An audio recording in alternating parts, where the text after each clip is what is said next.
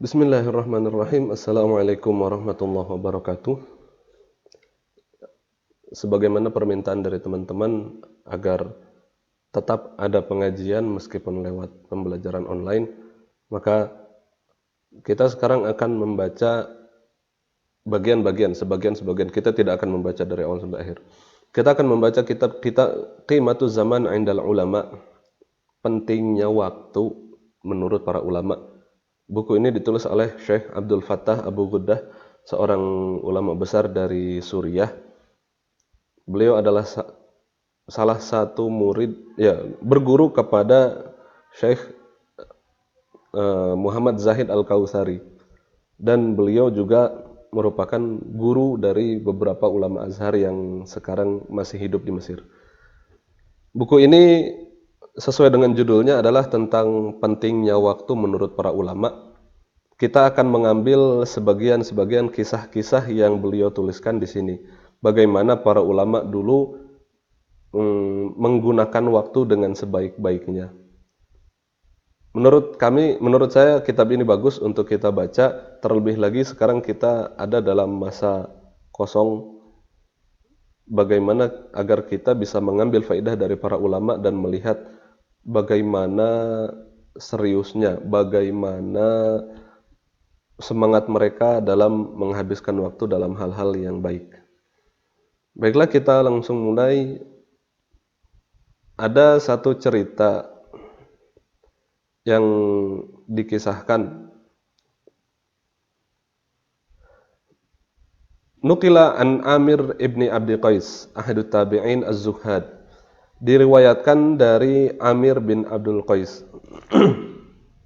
seorang tabi'in, bahwasanya ada orang yang bertanya kepada dia, yang berkata kepada dia, anna rajulan qala, ada orang yang berkata kepada dia, kalimni, beri saya nasihat, omongin saya gitu.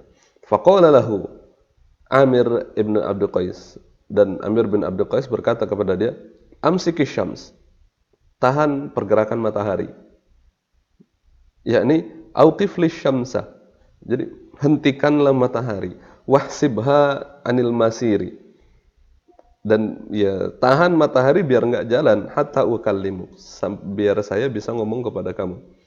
Fa inna zaman mutaharrikun daibul mudhi, karena waktu itu terus berjalan. La ya'udu ba'da mururihi, dan waktu tidak akan kembali lagi setelah dia lewat.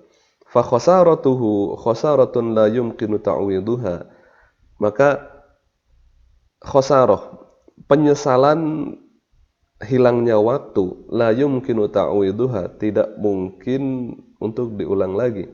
Wastidrakuha, dan tidak mungkin diambil lagi. Li'anna likulli waqtin ma yamla'uhu minal amal, karena di setiap waktu itu ada space yang kosong yang bisa kita isi untuk bekerja, untuk berbuat.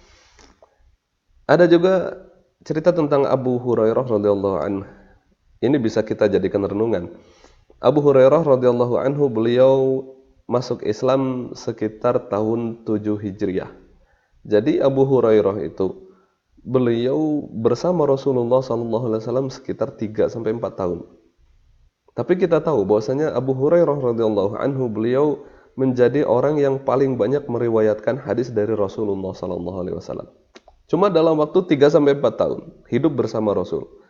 Bahkan hadis yang diriwayatkan oleh Abu Hurairah itu jauh lebih banyak daripada hadisnya Abu Bakar, yang semasa hidup Rasul menjadi nabi, Abu Bakar itu selalu menemani.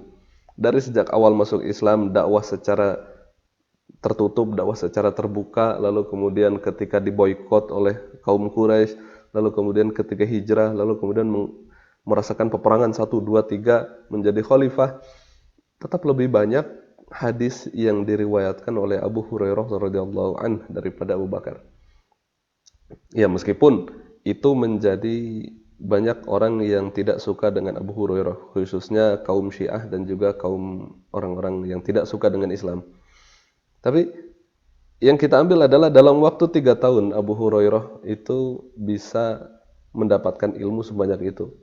Maka kita lihat sekarang, kita udah kuliah, udah mesantren bertahun-tahun, dan sekarang udah kuliah ada yang baru 1 tahun, ada yang 2 tahun, ada yang 3 tahun, ada yang 4 tahun, bahkan Teman-teman kita mungkin ada yang sampai 6 tahun mereka tidak lulus kuliah, belum lulus kuliah. Yang dilihat adalah selama ini kita belajar, kita sudah dapat apa? Selama ini kita mencari ilmu, kita sudah dapat apa? Mari kita flashback dulu ketika kita berangkat, kita seperti apa? Dan kita sekarang lihat kita dalam kondisi seperti ini, lalu kita sudah seperti apa? Seberapa jauh perkembangan kita? Dulu tidak bisa apa, sekarang udah bisa apa, kita lihat di situ.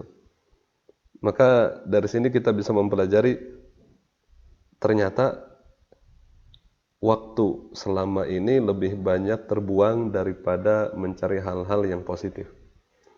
Jangan sampai seperti itu. Ada lagi perkataan dari Ibnu Mas'ud.